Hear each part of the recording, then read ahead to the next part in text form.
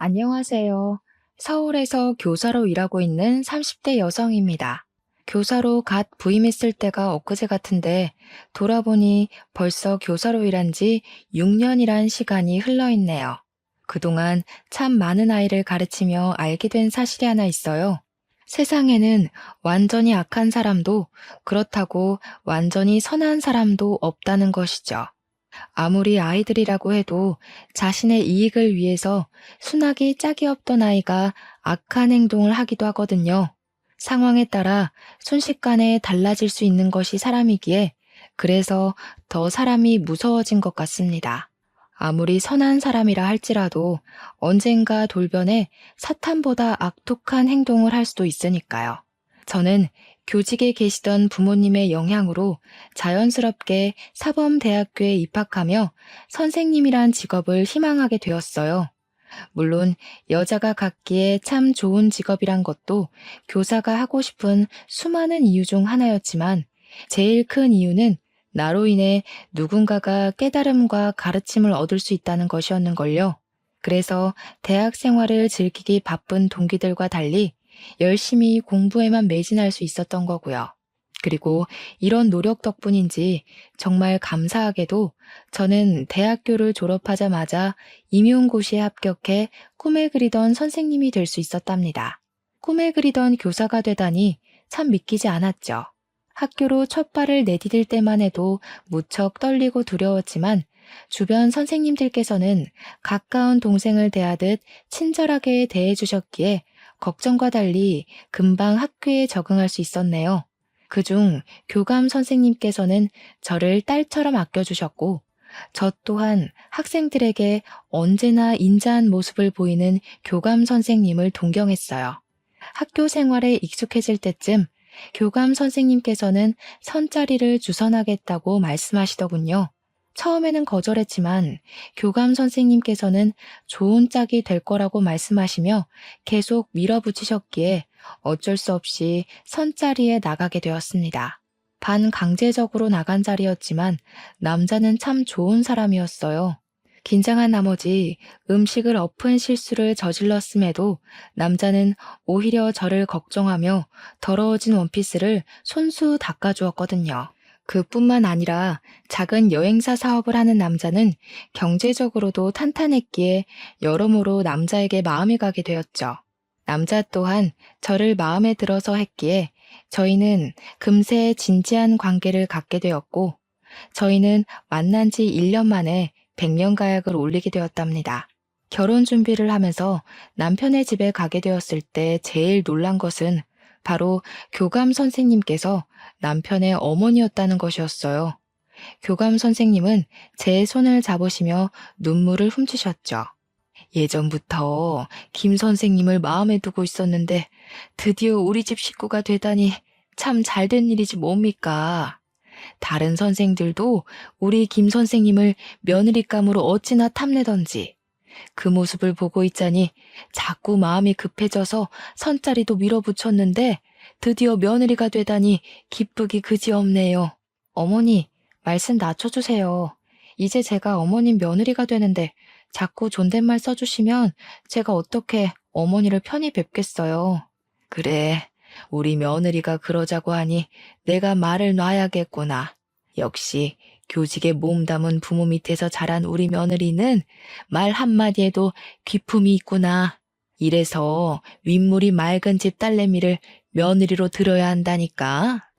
우리 며느님 결혼하게 되면 앞으로 시애미가 아니라 두 번째 엄마다 생각하렴. 아이고, 결혼하기도 전에 네 시애미가 아주 우리 며느님한테 푹 빠졌구먼. 아가, 결혼식이며 집 문제는 우리가 다 알아서 할 테니 너는 아무것도 챙겨올 생각 말아라. 어머님, 아버님께서 교직에 계셔서 훌륭한 성품을 나눠주시긴 했어도 공무원 월급으로 어떻게 딸 결혼 준비까지 시켜주시겠니? 돈 문제는 우리가 알아서 하마. 저희 부부는 시부모님의 전폭적인 지지를 받으며 결혼식을 올리게 되었네요. 결혼한 후 연애 시절에는 보이지 않았던 폭력적인 모습을 보이는 남자들도 있다고 하는데요. 남편은 그 반대였어요. 오히려 결혼 후 더 잘해주려고 노력을 했죠. 시험 기간 문제를 낸 후 밤늦게 집으로 들어올 때면 남편은 국과 밥을 따뜻하게 차려주었어요. 이런 남편의 다정함은 친정 부모님에게도 그대로 넘어갔습니다. 친정 부모님께서 아들이 있었나 착각을 할 정도로 말이에요. 시부모님께서도 언제나 배려를 해주셨기에 저는 과분한 사랑을 받으며 행복한 결혼 생활을 할 수 있었네요. 하지만 단 한 가지 문제가 있다면 그건 바로 시부모님께서 저희의 분가를 허락하지 않는다는 거였습니다. 정확히는 시어머니께서 계속해서 합가 생활을 하길 원했고요. 시부모님과 지내는 것은 그리 어려운 일이 아니었지만 시댁 식구들은 시어머니가 정년퇴직을 하면서 경기도 외곽의 전원주택으로 이사를 갔기에 학교까지 출퇴근하는 것이 불편하더군요. 차를 타고 왕복 4시간이나 걸리는 거리를 매일매일 오가는 것은 결코 쉬운 일이 아니었습니다. 고심 끝에 남편과 상의 후 분가를 요청하기로 했죠. 언제나 저희 부부를 생각해 주시던 시어머니라면 이번에도 이해해 주실 거라 생각했습니다. 그런데 시어머니께서는 지금까지 볼 수 없었던 모습을 보이며 불같이 화를 내셨어요. 내가 못된 시모처럼 군 것도 아니고 그렇다고 네 시애비가 일하는 너한테 삼시세끼를 직접 차리라고 한 것도 아닌데 도대체 뭐가 아쉬워서 분가를 해? 시부모가 오냐 오냐 예뻐해주고 남편이라면 그저 내 말에 껌뻑 죽는 신용이라도 하는 걸 보니 한번 대들어도 좋겠다 생각한 거냐? 시애미가 동네 개마냥 웃어 보이는 거지 지금? 어머니, 그런 게 아니라요. 이 사람 출퇴근 시간 때문에 그래요. 어머니께서는 정년을 하셔서 잘 알지 못할 수도 있지만 이 사람 차 타고도 출퇴근 시간만 꼬박 4시간이에요. 남편은 저를 대신해 시어머니에게 지금 상황을 설명하려 했지만 오히려 시어머니의 분노를 더 살 뿐이었어요. 시어머니께서는 탁자에 있던 커피잔까지 집어던지며 삿대질까지 하셨죠. 이번에도 남편이 나서서 말리려고 했지만 소용이 없었습니다. 아마 시어머니께서는 분가를 하고 싶어 남편을 꼬드겼다고 생각하는 것 같았는걸요. 네가 직접 말해봐라. 평소에는 쫑알쫑알 뚫린 입이라고 잘도 나불대더니 어떻게 이렇게 중요한 얘기는 꿀 먹은 벙어리 마냥 입도 뻥끗 못해? 불려시 같은 것. 교사 부모 밑에서 자랐다고 하길래 다른 집 옆편 애들과 다를 줄 알았다만 남편 뒤에 숨어서 시애미 눈이나 가릴 줄 아는 걸 보니 아주 못 배워먹은 여자들이랑 똑같이 행동하는구나. 분가 문제로 어머니께서 이렇게 화를 내실 줄 몰랐어요. 제가 생각이 짧았네요. 어머니께서 원하시면 분가는 안 하는 걸로 할게요. 그러니 어머니께서도 그만 화를 가라앉혀 주셨으면 좋겠어요. 그 후 분가 물 건너간 것은 물론 시어머니와의 사이 또한 완전히 틀어졌고 그때부터 저는 가시밭길이 깔린 길을 걸을 수밖에 없었네요. 시어머니께서 툭하면 분가를 요청한 것을 트집 잡아 아무도 모르게 교묘히 괴롭히셨어요. 자신과 아들 사이를 떨어뜨리려고 작정을 했다면서요. 이해할 수가 없었습니다. 원래 아들에게 집착하는 것은 남편의 사랑을 받지 못하거나 남편이 일찍 세상을 떠난 홀시모에게서 일어나는 일이잖아요. 더군다나 시어머니께는 인물 좋고 다정하기까지 한 시아버지께서 계셨는걸요. 시아버지께서는 항상 시어머니에게 잘하려고 노력하셨기에 더 이해할 수 없었습니다. 하지만 시어머니의 이런 횡포는 그리 오래가지 못했네요. 평생 탄탄대로일 것 같던 시아버지의 사업이 망하고 말았거든요. 시아버지와 남편이 운영하는 여행사는 작긴 했지만 가성비 좋은 여행지를 잘 소개해주는 것으로 유명해 고객들 사이에서도 인기가 좋았죠. 그 덕분에 여행사의 수익은 꾸준히 늘어갔고요. 그렇지만 코로나가 터진 이후 상황은 정반대가 되었어요. 감염병인 코로나가 퍼지는 것을 걱정해 회사 또한 재택근무를 하는 와중에 사람들이 해외여행을 갈 리가 없으니까요. 처음에는 버티기만 한다면 다시 일어날 기회가 올 것이라 생각했는데요. 상황은 점점 악화되기만 했는걸요. 시간이 갈수록 코로나는 점점 더 심해졌고 여행사로 향하던 고객들의 발길은 뚝 끊기고 말았어요. 수입이 없다 보니 여행사에 있던 직원들 또한 하나 둘 자리를 떠났습니다. 시아버지와 남편은 어떻게든 여행사를 살려보고자 백방으로 뛰어다니며 돈을 빌려보려 했고요. 그렇지만 가뜩이나 코로나로 인해 경제도 어려운 와중에 가망도 보이지 않은 여행사에 돈을 빌려줄 사람은 아무도 없었죠. 시아버지와 남편은 개인의 재산까지 처분하며 노력을 해보았지만 결국 여행사는 문을 닫을 수밖에 없었네요. 불행은 거기서 끝나지 않았습니다. 여행사가 망하며 시아버지와 남편은 재산 또한 불에 타버린 휴지 조각처럼 사라졌기에 저희는 오갈 데 없는 낙동강 오리 신세가 되었어요. 급한 대로 제가 모아놓았던 3천만 원으로 간신히 10평 남짓한 빌라에 들어가게 되고 말았고요. 빌라에 들어온 이후 시부모님께서는 하루하루 과거를 곱씹으며 우울한 나날을 보내셨어요.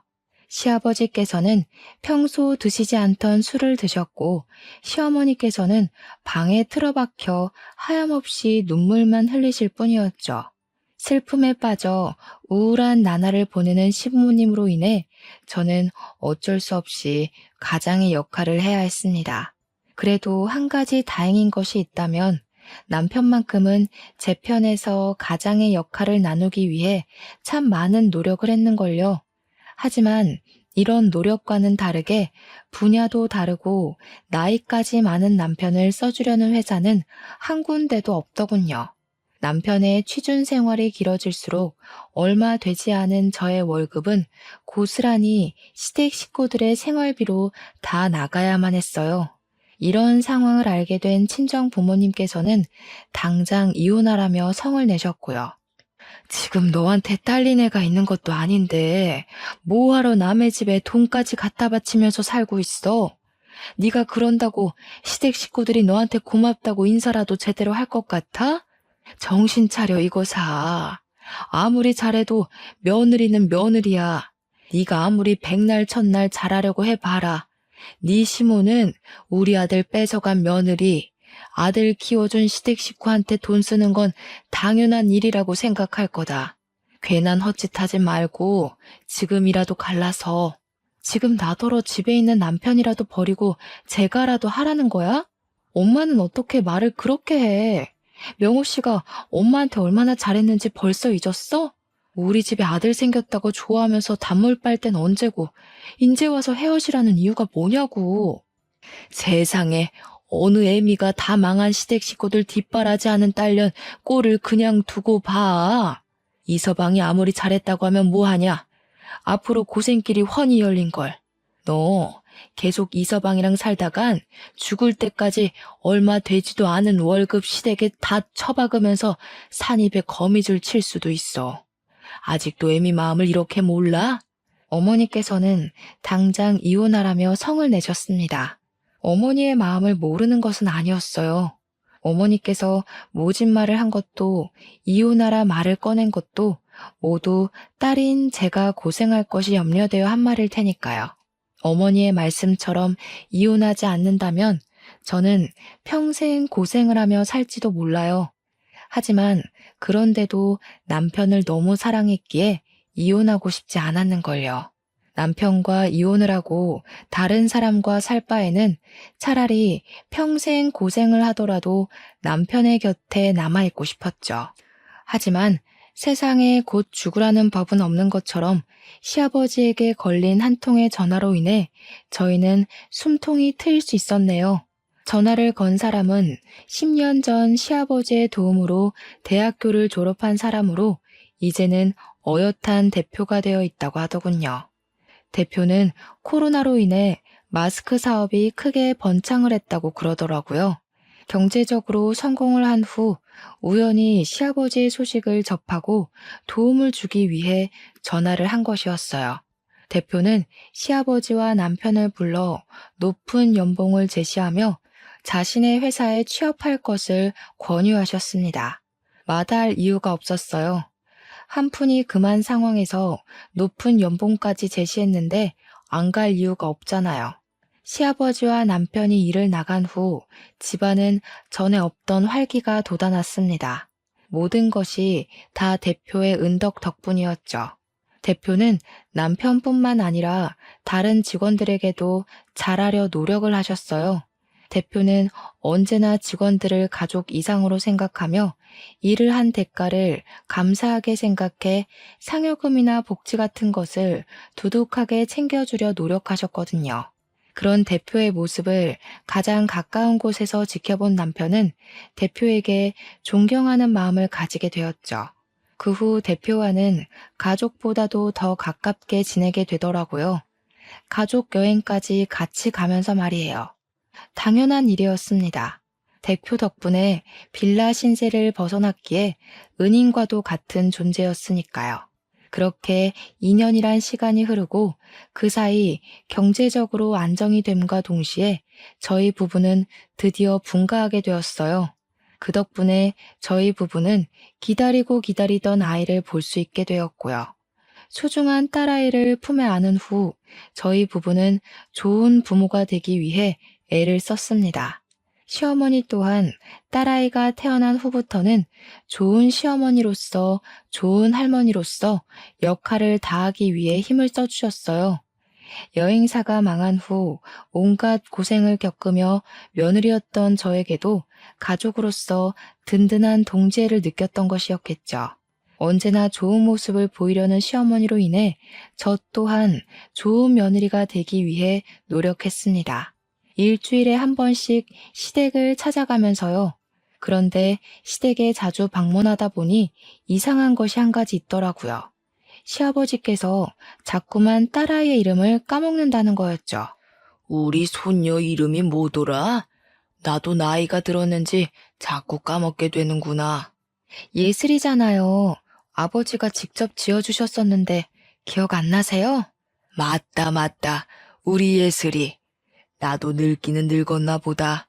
기억력이 예전 같지가 않아. 이거 원 우리 손녀 이름을 적어놓기라도 하든지 해야지. 안 그래도 요즘에 걱정돼 죽겠다. 사소한 것까지 다 기억하던 양반이 손녀 이름은 고사하고 자기 번호까지 까먹었으니 지금도 이런데 더 늙으면 어찌 될는지. 간신히 살만해져서 이제야 두 다리 좀 쭉 뻗고 잘 수 있나 했는데 아무래도 나는 늙어서 고생만 하다 갈 팔자인가 보다. 평소 시아버지께서는 자주 보던 사람들의 이름까지 다 기억할 정도로 기억력이 좋으셨기에 더 걱정되었습니다. 하지만 그렇다고 치매라고 간주하기에 시아버지께서는 너무 멀쩡해 보이셔서 나이가 먹은 후 자연스럽게 찾아온 건망증이겠거니 하고 넘어가려고 했어요. 그런데 며칠 후 시어머니께 전화가 걸려오더군요. 이 일을 어쩌면 좋니? 네 시아버지 치매란다. 아이고 세상에. 내가 전생에 무슨 죄를 지었길래 하늘에서 이런 실언을 주는지. 이제 꼼짝없이 치매 걸린 남편 수발이나 들게 생겼으니 어쩌면 좋니? 네? 병원에서 검사하고 온 게 맞으세요? 병원에서 오진했을 수도 있는 거잖아요. 다른 병원에 가서 다시 검사를 해보고 다른 병원에도 가보니 이미 치매가 진행됐다고 하더구나. 손 써볼 틈도 없이 꼼짝 않고 치매 걸린 남편이 죽어가는 꼴만 봐야 하다니. 아이고 내 팔자야. 설마 저희 가족 중에 치매 걸린 사람이 있을 거라곤 생각지도 못했기에 충격이 이만저만이 아니었습니다. 갑작스러운 일에 시어머니께서도 심란해한 것이 당연했고요. 치매 판정을 받은 후 시아버지께서는 퇴사를 하셨고 약물 치료를 병행했어요. 조금이라도 치매의 속도를 늦추기 위해서요. 하지만 치매 판정을 받은 충격이 가시기도 전에 시아버지의 치매 속도는 빠르게 진행되었고 시아버지께서는 치매 판정을 받은 지 1년 만에 가까운 사람의 얼굴도 기억하지 못하실 정도로 상태가 악화하였죠. 시아버지께서는 곧 죽어도 요양병원은 가지 않겠다고 난리를 쳤기에 결국 고생하는 것은 시어머니셨습니다.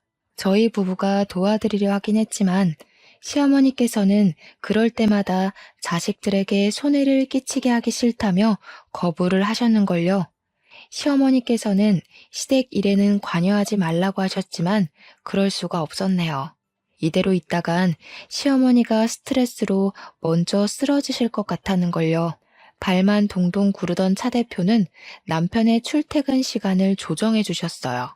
시아버지를 간호하는데 조금이라도 보탬이 되라면서요. 대표의 배려로 인해 저희 부부는 틈틈이 시어머니와 함께 시아버지를 모실 수 있게 되었네요. 그렇지만 상황은 딱히 상황이 나아지지는 않았어요. 시아버지께서는 병원을 가거나 외출을 할 때 꼭 시어머니와 함께 가겠다고 고집을 부렸거든요. 남편이 시아버지를 어르고 달래 외출을 하려 해도 그럴 때마다 시아버지께서는 더 거세게 반항할 뿐이었습니다. 아버지, 자꾸 왜 그러세요? 어머님도 이제 쉬셔야죠. 언제까지 이렇게 고집 부리면서 힘들게 하실 거예요? 아버님이 계속 이러시면 저희도 다른 방도 없이 아버지를 요양병원에 모실 수밖에 없었어요. 아무리 아버지가 소중하다고 해도 계속 떼쓰면서 어머니를 괴롭히시면 저도 어쩔 수가 없어요. 어르고 달래는 것이 통하지 않자 남편은 시아버지에게 다그치며 화를 냈는데요. 시아버지께 그런 행동은 오히려 독이 되어 더 큰 반항으로 이어지게 되더군요. 밖에 나가 돈 번다고 유세라도 부리는 거냐? 이제 돈도 못 벌고 정신도 온전치 않은 애비는 애비 대접 받은 것도 안 된다 이 말이야? 내가 다른 기억이 다 날아갔어도 이거 하나는 기억난다 이놈아. 네 입에 고기 반찬 넣어주려 뼈 빠지게 고생한 기억 말이다. 그것도 옛날 일이죠. 아버지께서는 하루라도 사고를 안 치시면 입에 가시가 돋는 것처럼 매번 어머니를 괴롭혀서 사고를 치고 다니시는데 아들 된 도리로 어떻게 그걸 보고만 있겠어요? 물론 아버지가 키워주신 것도 감사하게 생각하지만 아버지 혼자만 저를 키우신 게 아니잖아요. 아버지께서 자꾸 행패 부리시면서 어머님 괴롭히시면 저도 어쩔 수가 없어요. 몹쓸 놈. 네 애미한테 뻗친 정성 반만이라도 아픈 애비한테 쏟아봐라.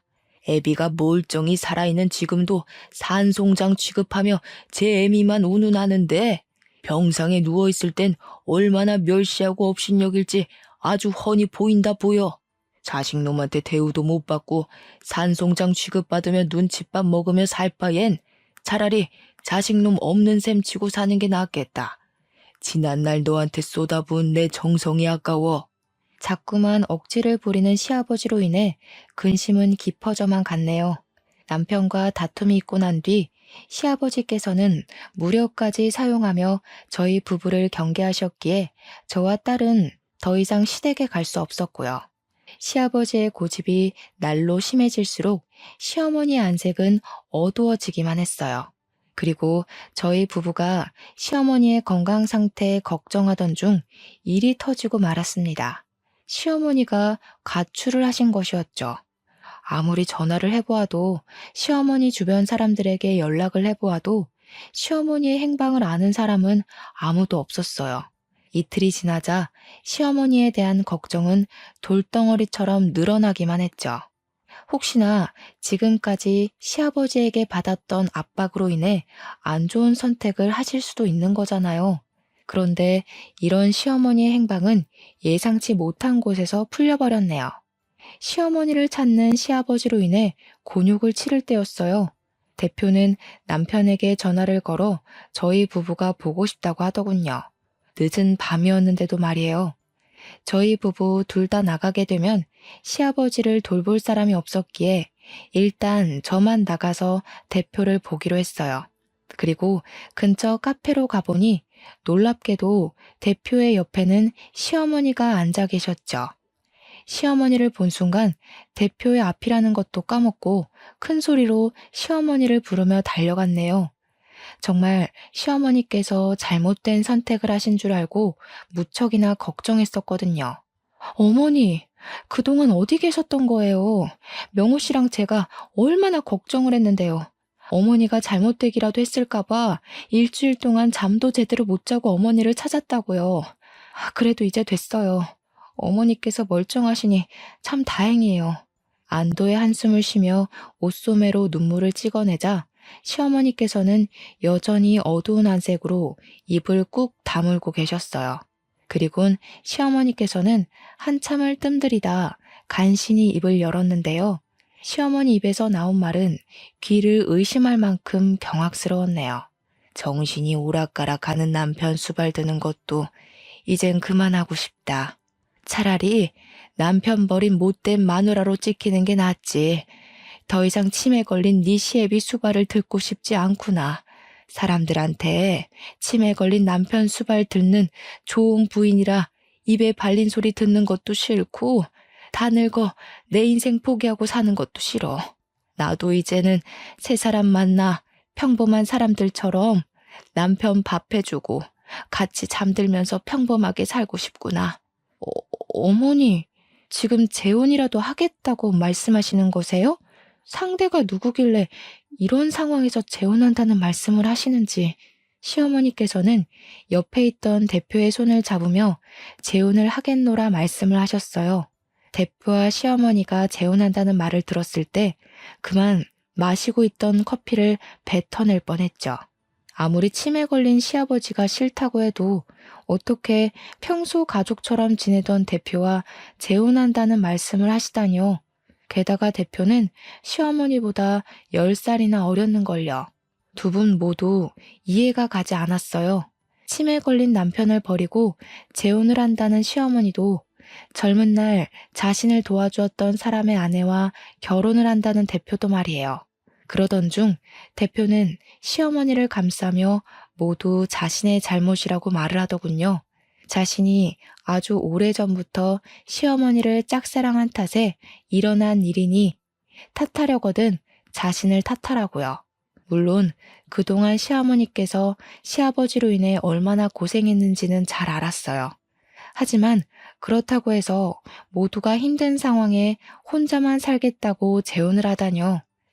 이기적으로 행동하는 시어머니를 보니 입이 써 아무런 말도 할 수 없었네요. 시어머니가 재혼 소식을 밝힌 후 예상한 대로 집안은 발칵 뒤집혔습니다.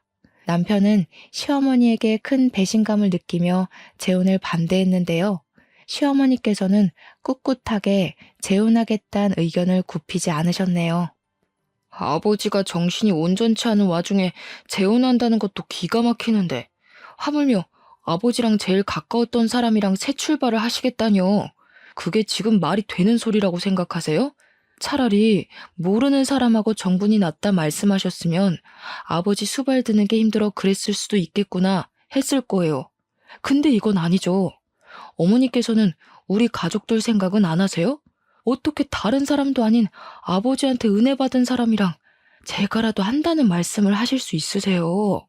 어머니께서는 그 회사에서 일하는 제 생각은 눈꼽만큼은 안 하세요?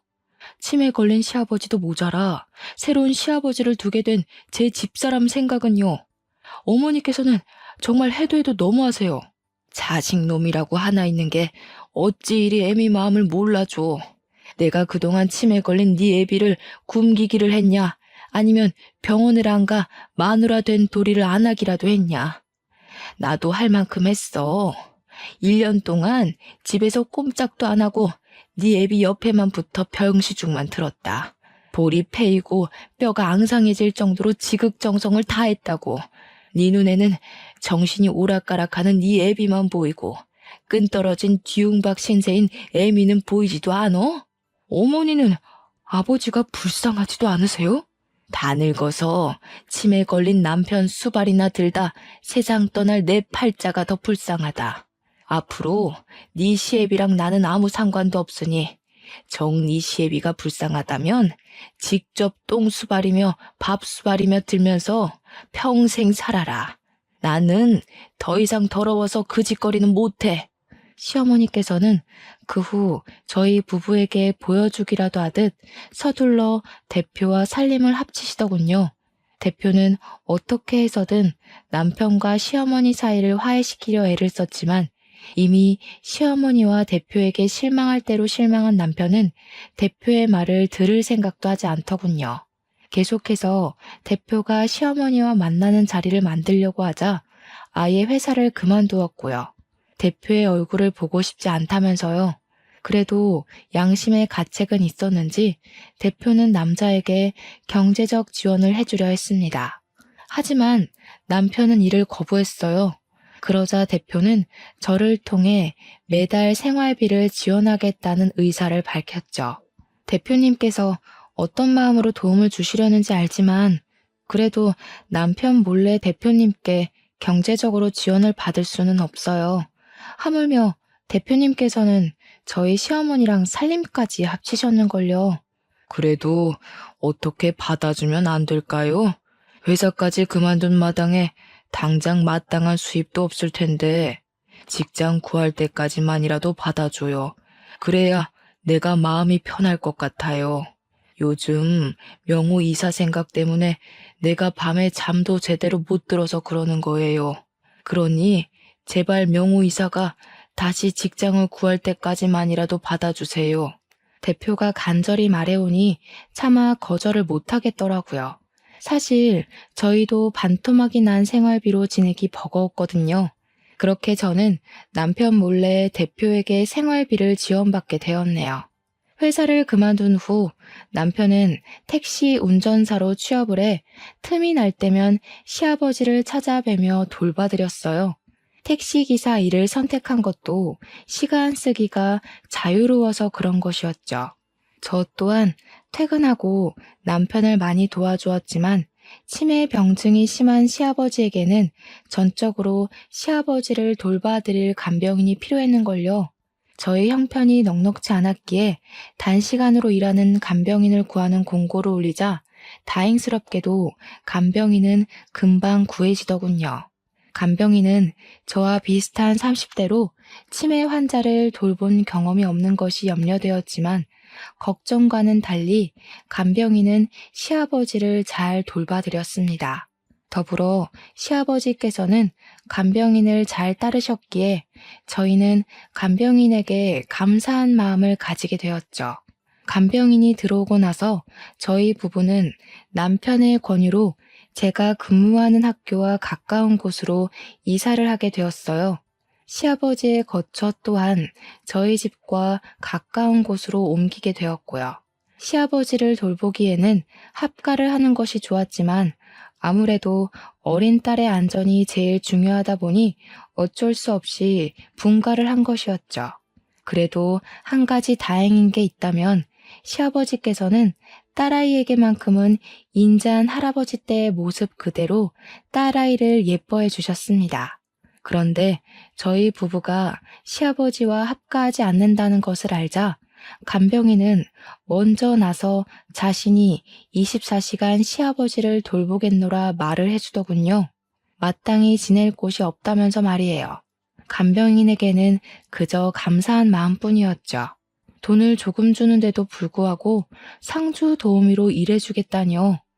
그렇게 배려해준 간병인 덕분에 저희 부부는 한시름 놓을 수 있었네요. 시아버지를 자신의 가족처럼 잘 보살펴주는 간병인으로 인해 저희 부부는 간간히 같이 시간을 보낼 수 있었는데요. 간병인이 온 지 한 달이 되던 차 시어머니에게서 전화가 걸려오더군요. 전화를 받으려고 했지만 남편은 치매에 걸린 시아버지를 버리고 간 시어머니를 보고 싶지 않다며 전화 받는 것을 거부했죠. 다음날 찜찜한 마음으로 남편과 함께 시아버지를 모시고 병원을 갈 채비를 하고 있었어요. 원래라면 간병인과 남편이 따라가겠지만 간병인은 집에 일이 있다고 말해 어쩔 수가 없었죠. 그런데 막 나가려는 순간 문이 부서질 듯 두들겨졌습니다. 문을 열어보니 그 앞에는 놀랍게도 시어머니가 서 계시더라고요. 여기가 어디라고 찾아오셨어요? 다른 남자의 눈이 돌아 자식도 정신이 온전치 않은 남편 버리고 나갔으면 평생 아들이며 남편 정도는 인생에서 다시는 못 볼 각오로 나가신 줄 알았는데요. 다른 남자한테 빠져서 아버지도 버린 어머니를 저희 집에 들이고 싶지 않으니 당장 나가세요. 남편은 불같이 화를 내며 시어머니를 내쫓으려 했지만 시어머니께서는 도끼 눈을 뜬 채 시아버지에게 달려들었습니다. 그리곤 시아버지의 멱살을 잡아 올리며 울분을 토해내셨죠. 하나밖에 없는 자식 눈 가려 내쫓은 것도 모자라 어떻게 이런 악독한 짓을 해. 명호야, 속지 마라. 네 애비는 지금 거짓말을 하고 있는 거야. 시아버지에게 달려드는 시어머니를 저지하던 남편은 악다구니를 쓰는 시어머니의 모습을 보자 동작을 멈추고 몸을 움찔거렸습니다. 울분을 터뜨리던 시어머니께서는 눈물을 닦고 일어나시더니 저희가 몰랐던 이야기를 하기 시작했네요. 자식한테 부끄러운 애미가 되기 싫어. 그동안 아무리 더러운 일을 당해도 갖은 수모를 겪어도 꾹 참고 넘겼지만 더 이상은 안 되겠어. 나 하나 자식 앞에서 깨끗한 척 하자고 더러운 집안이 쑥대밭으로 변하는 꼴을 보는 것도 질렸다. 지금 애들 앞에서 무슨 말을 하려고? 외간 남자 때문에 나가서 집 나갔으면 그걸로 끝이지 어디 집에까지 와서 행패야? 이제 당신 꼭두각시 짓 하면서 멀쩡한 사람 흙탕물에 담그는 일도 아주 지긋지긋해. 왜? 내 비밀 가지고 협박할 때는 신이나 입에 귀에 걸리더니 이제 애들 앞에 당신 실체 까발려질 생각하니 속이 뒤틀려? 나는 당신한테 협박당하는 동안 수도 없이 속이 뒤틀리고 마음이 찢어졌어. 시아버지께서는 벌떡 휠체어에서 일어나 시어머니에게 달려들었습니다. 깜짝 놀랐어요. 요 몇 년간 이렇게 건재하고 멀쩡한 시아버지의 모습을 본 것은 처음이었거든요. 시아버지에게 저지를 당하면서도 시어머니께서는 계속해서 저희에게 시아버지의 실체를 폭로하셨고요. 명호야, 그동안 내가 네 애비 때문에 얼마나 고생을 했는지 아니? 내가 너희 대표랑 살림을 차린 것도 다 대표 돈이 탐나서 네 애비가 꾸민 짓이야. 어디 그뿐인 줄 아니? 이 시애비가 끼고 도는 간병인이 어떤 사람인데. 말도 안 되는 유언비어로 애들한테 쓸데없는 소리 하지 말고 썩 꺼지기나 해. 딸버린 내연녀 들여서 끼고 돌 때는 좋아 죽더니 애들 앞에서 까발리니 이제야 겁이 나? 내연녀라뇨? 치매 걸린 노인인 척 눈속임에서 딸버린 내연녀를 간병인으로 곁에 두고 희희낙낙한 거지 뭐긴 뭐냐. 너희는 모두 다 속은 거야.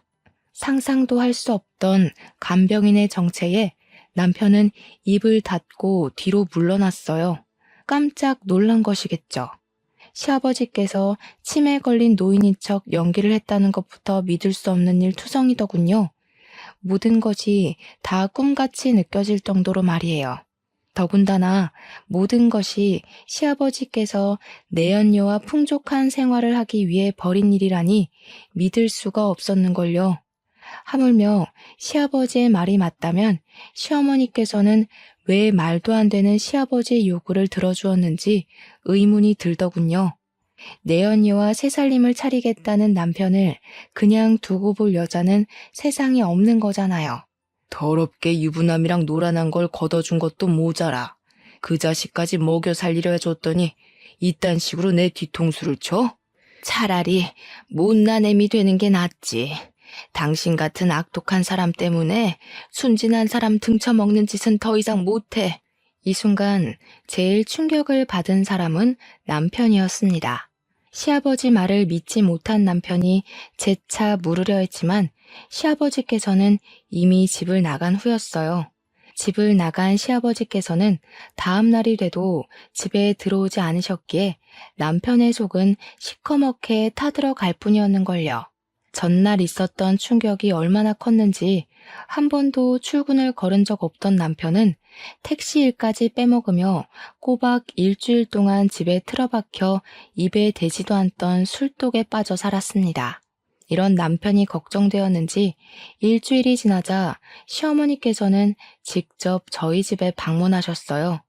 하지만 충격이 커서인지 남편은 시어머니를 보지 않겠다고 하더군요. 시어머니가 돌아간 후 걱정이 되었어요. 남편이 이대로 계속해서 술독에 빠져 살면 어쩌나 하는 걱정 말이에요. 그렇지만 이런 걱정과는 달리 한 달이 지나자 남편은 매일같이 마시던 술도 끊고 예전처럼 택시기사 일을 시작했죠. 예전처럼 생활하는 남편은 얼핏 보면 상처를 잊은 것처럼 보였지만 꼭 그렇지만도 않았네요. 한 달이 지나도록 집을 나간 시아버지께는 아무런 연락이 오지 않았거든요.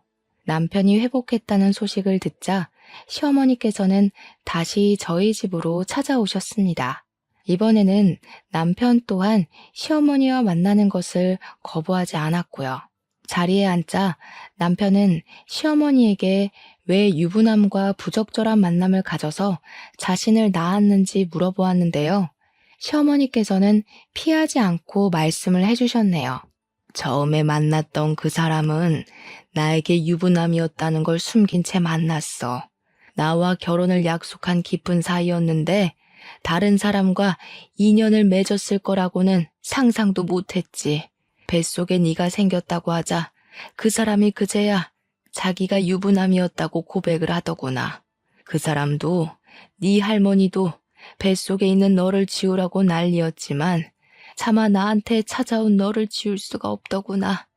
그래서 평생 혼자 살 각오로 너를 낳아서 키우게 된 거였지.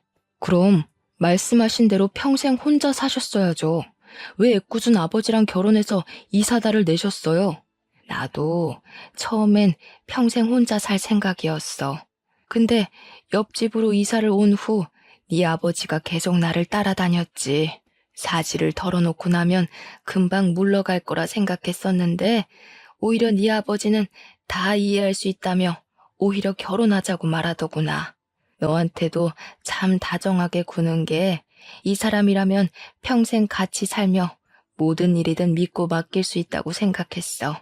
근데 일이 이 지경까지 간 걸 보니 내가 사람을 잘못 봐도 한참 잘못 본 것 같구나. 내 연유랑 같이 쳐들어와서 너한테 친아버지란 작자가 결혼도 안 한 처자랑 바람이나 피는 유부남이라고 말한다고 협박을 하는데 차마 너한테 직접 말할 용기가 안 났어. 차라리 내 손을 더럽히는 게 낫다고 생각했지. 미안하다. 모든 게 다 이 애미가 모자란 탓이야. 시어머니가 사과하자 남편은 참았던 눈물을 쏟아내며 가슴을 두드렸어요. 그러면서 시아버지만을 위하며 시어머니를 몰아낸 자신을 탓하고 원망하며 지난 날을 후회했죠.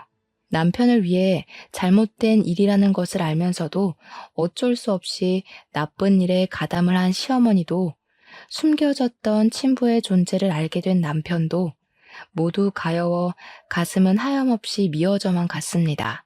두 사람 모두 자신이 원해서 한 일이 아니잖아요. 그런 힘든 일이 있었으면 말씀을 하셨어야죠. 혼자서 속만 끓으시고 얼마나 힘드셨겠어요. 저야말로 죄송해요, 어머니. 아버지한테 정신이 팔려 어머니의 상처를 헤아리지 못했으니 모든 게 다 제 불찰입니다.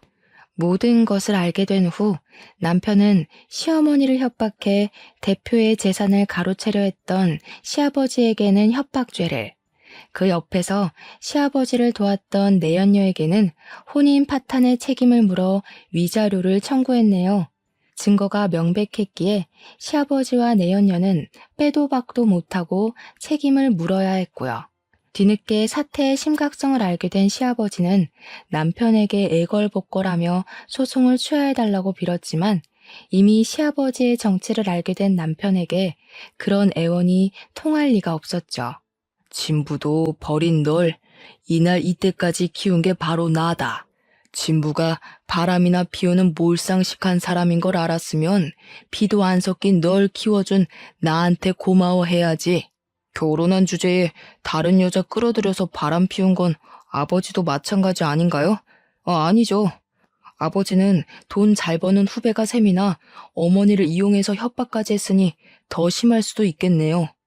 저는 어머니가 받은 만큼 돌려드리는 거니 너무 억울해하지 말고 감옥에 가서 눈에 넣어도 아프지 않을 내연녀랑 함께 손 꼭 붙잡고 백년해로 하세요. 오빠, 아들 좀 말려봐요. 계속 이대로 보고만 있을 거예요? 팔자 한번 고쳐보자고 오빠랑 결혼했는데 팔자를 고치기는커녕 감옥에 들어가게 생겼으니 이제 어떡할 거예요? 명우야, 그동안의 정을 생각해서라도 고소는 취하에 다오. 내가 이렇게 무릎 꿇고 빌 테니 한 번만 그냥 넘어가 줘라. 다 늙은 아비가 감옥에 가서 고생할 수는 없잖니. 어머니는 아버지 때문에 하루하루를 지옥같이 사셨는데 그깟 감옥에서 고생 좀 하는 게 대수겠어요? 무릎 한 번 꿇는 거로 끝내기에 아버지 죄가 너무 무겁잖아요. 사죄는 감옥에 들어가서 하세요. 시아버지께서는 선처를 원하셨지만 남편은 아랑곳하지 않고 처벌을 강행했죠. 결국 법원은 시아버지에게는 징역 6개월을 선고했고 내연녀에게는 혼인 파탄의 책임을 물어 500만 원을 물게 하며 악연의 끝을 보였네요. 시아버지와 가족의 인연을 끝낸 후 남편은 다시 대표의 회사로 복귀를 했어요. 시어머니께서 모든 일을 털어놓았음에도 끝까지 그 옆을 지키며 법적으로 시아버지와 내연녀가 처벌받을 수 있게 도와주었거든요. 남편은 그 후 변하지 않고 한결같이 시어머니를 감싸준 대표에게 마음을 열기 위해 노력했어요. 그 마음을 아는 대표는 남편을 감싸주었고요. 현재 남편은 회사에 이사가 되었고 저희는 그 어느 때보다 평온한 나날을 보내고 있답니다. 하지만 시아버지는 잘 지내지 못하는 모양인지 계속 저희 부부에게 연락을 해오곤 하네요. 아마도 징역살이를 하는 동안 내연녀가 도망가고 혼자가 된 채 쓸쓸하게 시간을 보내니 심적으로 힘들어서 그런 것 같아요. 시아버지께서는 구구절절 하소연하시지만 불쌍하기는커녕 오히려 인과응보라는 생각이 듭니다. 오히려 시아버지와 같은 악독한 사람과 살았던 시어머니가 안타까울 따름이죠. 지금 제가 바라는 것은 단 하나. 저희 가족들이 지금처럼 행복하게 지내는 거예요. 이런 걸 보면 사람은 무지막지하게 악해질 수도 있지만 그런데도 사람들과 함께 모여 사는 이유는 결국 구원을 받는 것 또한 사람의 선함이기 때문인 것 같네요. 폭풍이 지난 하늘이 더 막듯이 악했던 시아버지로 인해 사람의 악함도 더할 나위 없이 선한 마음도 믿게 되었는데요. 저는 이번 일을 계기로 선한 마음을 가진 사람이 되고자 합니다. 그럼 지금까지 길었던 이야기를 들어주신 시청자분들에게 인사를 올리며 이야기의 마침표를 찍도록 할게요. 시청자분들 진심으로